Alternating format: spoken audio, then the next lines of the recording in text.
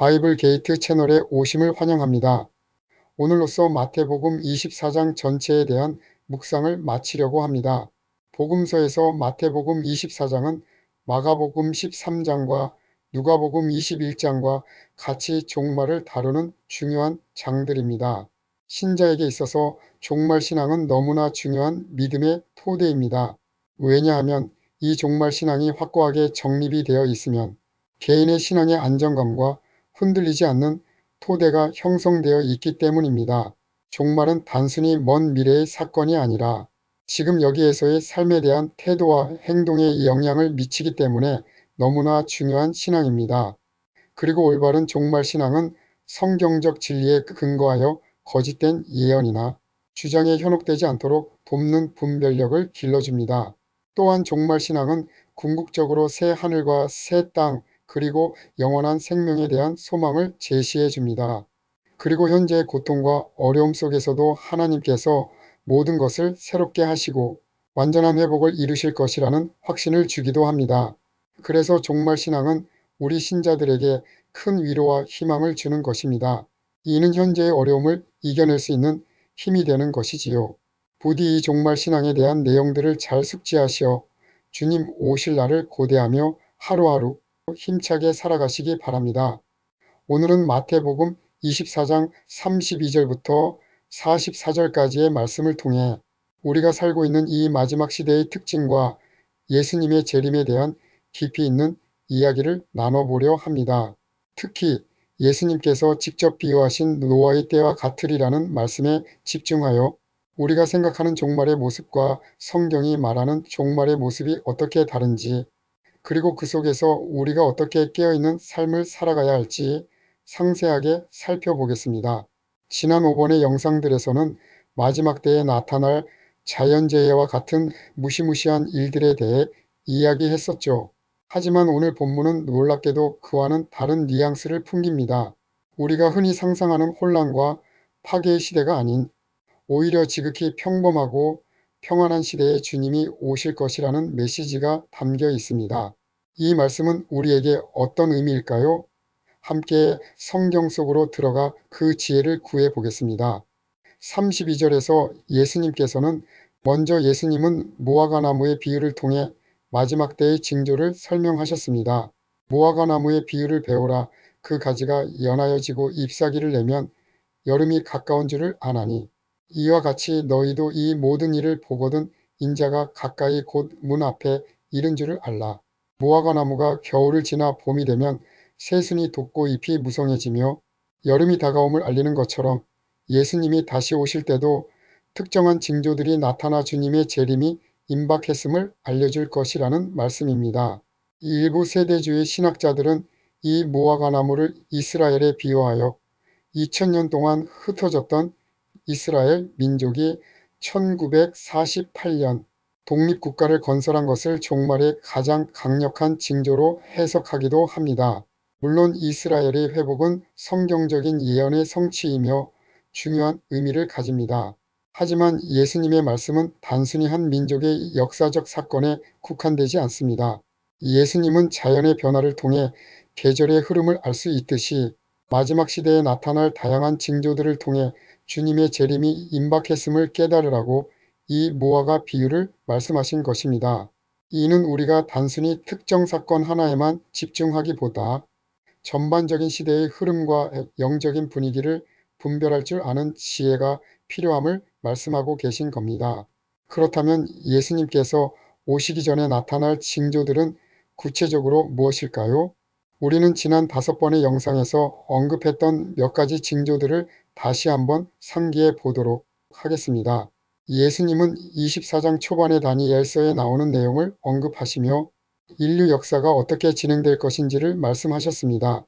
다니엘에게 환상으로 보여주신 바벨론, 페르시아, 헬라, 로마 제국으로 이어지는 패권 국가들의 흥망성쇠는 곧 역사의 흐름을 보여줍니다. 중요한 것은 역사가 제국이 제국을 무너뜨리고 계속해서 바뀌는 것이 아니라 로마 제국과 함께 그 허리에서 나온 유럽 열강, 그리고 그 끝인 미국으로 이어지는 패권의 역사가 종말을 향해 가고 있다는 점입니다. 성경적으로 볼 때 현재의 패권 구도를 뒤엎고 중국이 세계 제1의 패권 국가가 되는 일은 일어나지 않을 것입니다. 역사적으로 패권 국가는 300에서 400년 정도의 주기를 가졌으며 유럽의 허리에서 나온 미국이 패권을 잡는 것이 역사의 종말 지점이라고 해석할 수 있습니다. 이는 우리가 살고 있는 지금 이 시대가 그 어떤 때보다 종말에 가까이 와 있음을 말씀해주고 있는 것이라 봅니다. 그리고 이 세상 나라는 사람의 손으로 되지 아니한 보배로운 산돌인 예수 그리스도에 의하여 완전히 무너질 것이라 하였습니다. 이 예수님은 예루살렘 성전이 무너질 것을 말씀하시면서 돌 하나도 돌 위에 남지 않고 이 세상 나라도 다 무너뜨려지리라고 말씀하셨던 것입니다. 그리고 예수님은 자연재난을 말씀하시면서 그 전에 사람들의 미혹을 받지 않도록 주의하라고 당부하셨습니다. 특히 거짓 선지자와 거짓 그리스도를 삼가 주의하라고 하셨습니다. 거짓이 만연하고 팽배할수록 미혹은 더욱 많아지는 시대가 될 것임을 명심하셔야 합니다. 또한 마지막이 가까이 올수록 사람의 마음이 자기중심적으로 변하고 개인주의가 심화될 것이라고 경고하셨습니다. 이러한 현상은 민족이 민족을 대항하여 싸우는 모습으로 나타나는데 단순히 민족 간의 물리적인 싸움뿐만 아니라 자기 민족만을 위하는 국수주의적인 태도가 강해질 것을 의미합니다. 예를 들어 다시 들어선 미국의 트럼프 행정부가 내세우고 있는 보호무역주의나 관세 정책은 미국 우선주의와 같은 정책들로 민족이 민족을 대항하여 싸우는 말씀의 결과를 단적으로 보여주고 있는 것이지요. 그리고 예수님은 가장 중요한 징조 중 하나로 가증한 것이 거룩한 곳에 서는 것을 다루셨습니다. 이는 표면적으로는 교회가 세속화되고 타락하는 현상을 의미합니다. 믿는 사람들에게조차 세속적인 가치관과 욕망이 스며들고 교회의 본질적인 사명과 거룩성이 훼손되는 모습이 나타날 것이라는 겁니다. 이러한 현상이 심해질수록 종말이 가까이 왔음을 알아야 합니다. 마지막으로 예수님은 자연에 대한 징조를 말씀하셨습니다. 해와 달과 그리고 별이 빛을 잃고 바다가 요동하는 현상을 말씀하셨지요. 인간의 탐욕과 욕심으로 자연을 파괴하고 온실가스 배출로 인하여 남극과 북극의 빙하가 녹아내려 해수면이 상승하고 더불어 바다에서는 온도 상승으로 인해 이상기후가 발생하고 그로 인하여 대규모 태풍, 사이클론, 허리케인 등이 발생하고 있는 것이 현실입니다. 이러한 자연재해는 말세지말의 징조가 될 것입니다. 그런데 이러한 징조들을 보면서 과연 사람들이 강력한 경각심을 가질까요?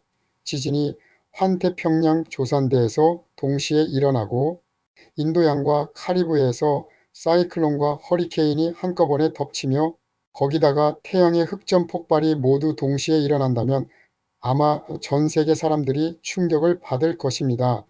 그러나 성경은 이러한 현상이 동시다발적이 아닌 부분적이며 점진적으로 일어날 것이라고 말합니다. 잠깐 일어났다가 멈추고 다시 일어났다가 잊혀지는 방식으로 반복될 것입니다.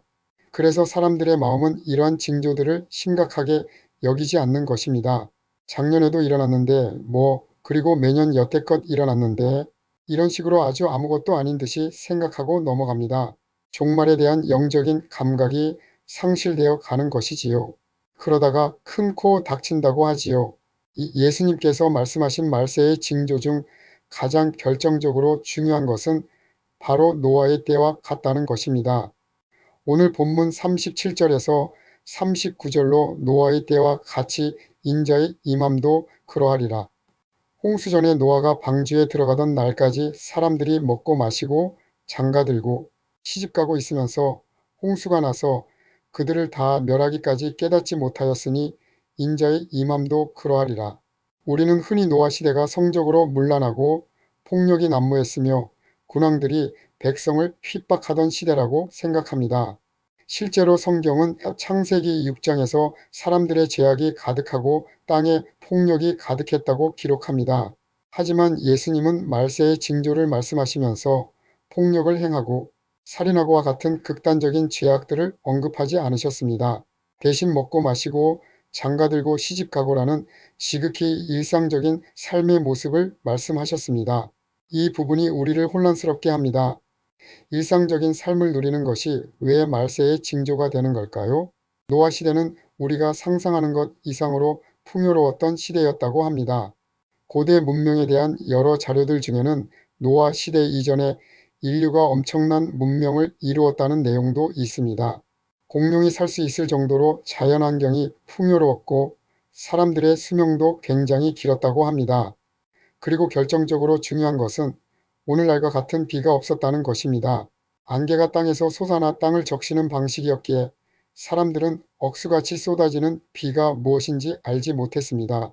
태풍이나 폭우를 경험해 본 적이 없는 사람들에게 물로 세상을 심판한다는 노아의 경고는 전혀 이해되지 않는 말이었을 겁니다.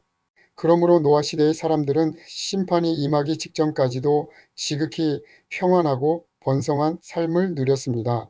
노아의 아들들도 시집가고 장가가며 즐겁게 살았습니다. 그렇다면 노아의 가족들과 다른 사람들의 결정적인 차이는 무엇이었을까요? 바로 하나님의 심판에 대한 의식입니다. 노아의 가족들은 120년 동안 방주를 지으면서 하나님의 심판을 늘 생각하고 준비했습니다. 그들도 먹고 마시고 일상생활을 했지만 그들의 마음속에는 다가올 심판에 대한 경각심과 하나님에 대한 순종이 있었습니다. 그러나 다른 사람들은 그러한 생각을 감히 하지도 않았습니다. 감히 비로다가 세상을 멸망하시겠다는 하나님의 말씀을 아주 우습게 여긴 것이지요. 그래서 하나님의 심판에 대한 의식 없이 그들은 마음 놓고 현실의 삶에만 매몰되어 살았습니다. 이것이 바로 예수님께서 말씀하신 노아의 때와 같다는 것의 핵심입니다. 예수님의 재림이 임박하면 임박할수록 믿지 않는 사람들은 물론이고 믿는 사람조차도 무슨 종말이고 말세하면서 이 세상의 것들이 전부인 것처럼 살아가게 된다는 것입니다. 우리는 먹고 마시고 여행하고 쇼핑하며 삶을 즐길 수 있습니다. 성경은 그러한 행위 자체를 금지하지 않습니다. 그러나 중요한 것은 그러한 것들을 추구하지 말라는 것입니다. 추구한다는 것은 그것이 인생의 전부인 것처럼 그것이 없으면 살 수 없는 것처럼 집착하며 살아가는 태도를 말합니다. 혹자는 예수님을 믿는 사람들은 종종 금욕적인 삶을 살아야 한다고 오해하곤 합니다. 삶을 즐기면 안 되고 성경만 읽으며 수도사처럼 살아야 한다고 생각합니다. 하지만 성경은 그런 것을 말하지 않습니다. 오히려 우리의 삶을 즐기는 것이 하나님의 뜻입니다. 우리는 신나게 놀고 낭만을 즐길 수 있습니다. 인생은 즐거운 것이고 하나님이 주신 것을 누리는 것입니다. 먹고 마시고 시집가고 장가가는 것, 이 모든 것이 일상적인 삶을 향유하는 것입니다. 그렇다면 왜 예수님은 이런 일상적인 삶을 말세의 징조로 언급하셨을까요? 그것은 바로 하나님의 심판에 대한 의식 없이 일상적인 삶에만 매몰될 때 문제가 된다는 것입니다. 이 땅의 삶과 즐거움은 하늘나라에 대한 모형입니다. 하와이에 가서 지상 천국 같다고 말하지만 매일 하와이에 가서 살면 아무것도 아닙니다. 어쩌다 한번 여행을 가야 꿈 같고 천국 같은 것입니다. 이러한 경험을 통해 하와이도 이렇게 좋은데 하늘나라는 얼마나 좋을까? 라는 생각을 해야 합니다. 그러나 사람들은 종종 이렇게 좋은 하와이에서 살려면 돈이 필요하지. 돈을 더 벌어서 이런 리조트를 사야겠어와 같은 욕망에 사로잡히게 되기도 합니다.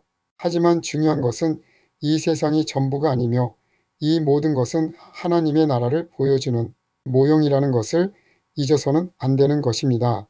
노아의 가족들이 실제로 방주를 지으며 120년을 살아갔던 것은 우리가 이 시대를 살면서 주님이 오시길 고대하며 하늘나라를 사모하며 살아가야 한다는 것을 말해주고 있는 것입니다.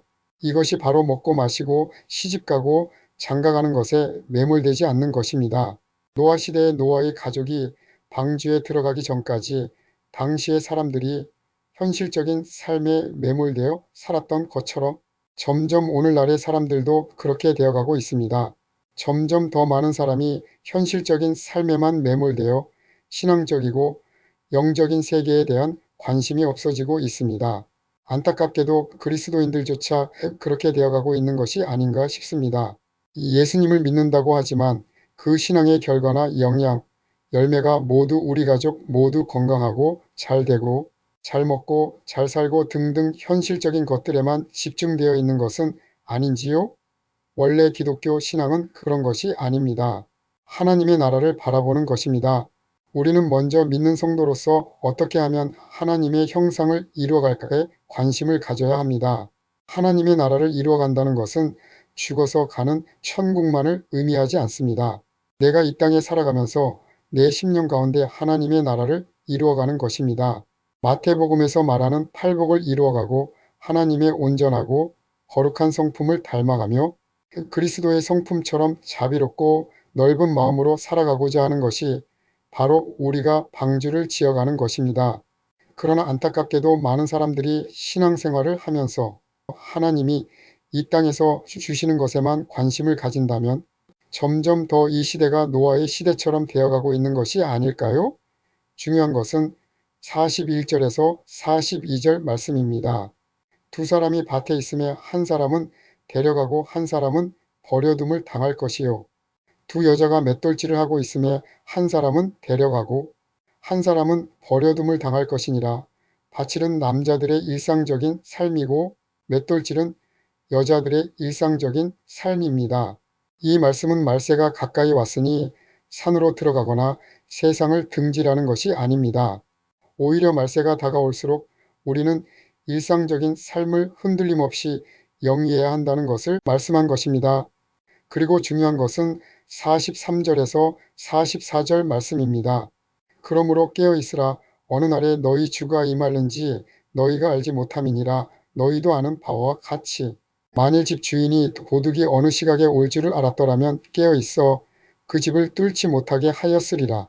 이러므로 너희도 준비하고 있으라. 생각하지 않은 때에 인자가 오리라. 예수님은 밤에 도둑이 오는 것처럼 오신다고 말씀하셨습니다. 도둑이 오는 것은 미리 알려주는 것이 아니라 생각지 않은 때에 갑자기 온다는 것입니다.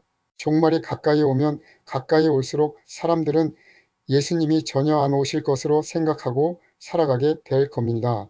교회에서는 재림 설교를 거의 하지 않습니다. 재림에 대한 관심이 점점 없어져 가고 있습니다. 하도 2000년 전부터 오신다고 했다가 허탕친 경우가 얼마나 많았습니까? 천년이 바뀔 때마다 재림한다고 떠들썩했지만 아무 일도 없었습니다. 그래서 사람들은 점점 더 예수님의 재림에 대해 무관심해졌습니다. 그러나 예수님의 재림에 대하여 마태복음 24장의 말씀은 우리에게 마지막 시대의 분명한 징조들을 알려줍니다. 그러나 그 징조들은 우리가 흔히 상상하는 극심한 혼란과 파괴만을 의미하는 것이 아니었습니다. 오히려 노아의 때처럼 지극히 평범하고 번성하며 사람들이 일상적인 삶에 매몰되어 영적인 것에 무관심해지는 시대에 주님이 오실 것이라는 강력한 경고인 것입니다. 오히려 자연재난이나 전쟁 때보다는 평화롭고 번영할 때 더 깨어있어 신앙생활을 잘해야 합니다. 그런데 사람들은 배부르고 등 따뜻하면 영적인 갈망, 사모함, 갈급함이 약해집니다. 그때가 위험한 때임을 알아야 합니다. 우리는 이 세상의 삶을 성실하게 살아가야 합니다. 직장에서 일하고 가정을 돌보고 친구들과 교제하며 삶의 즐거움을 누리는 것은 전혀 잘못된 것이 아닙니다. 그러나 우리가 놓치지 말아야 할 것은 이 모든 일상 속에서 하나님의 나라를 소망하고 주님의 다시 오심을 고대하며 살아가는 마음입니다. 현실적인 삶에 대한 욕망에만 사로잡혀 영적인 무관심에 빠지는 것을 늘 경계해야 합니다. 그 그리스도인으로서 우리는 단순히 건강과 행복 그리고 물질의 축복만을 추구하는 신앙생활을 넘어 내 심령 가운데 하나님의 나라를 이루어가고 그리스도의 온전한 성품을 닮아가는 것에 관심을 가져야 합니다. 이것이 바로 우리가 이 시대의 방주를 지어가는 방법입니다.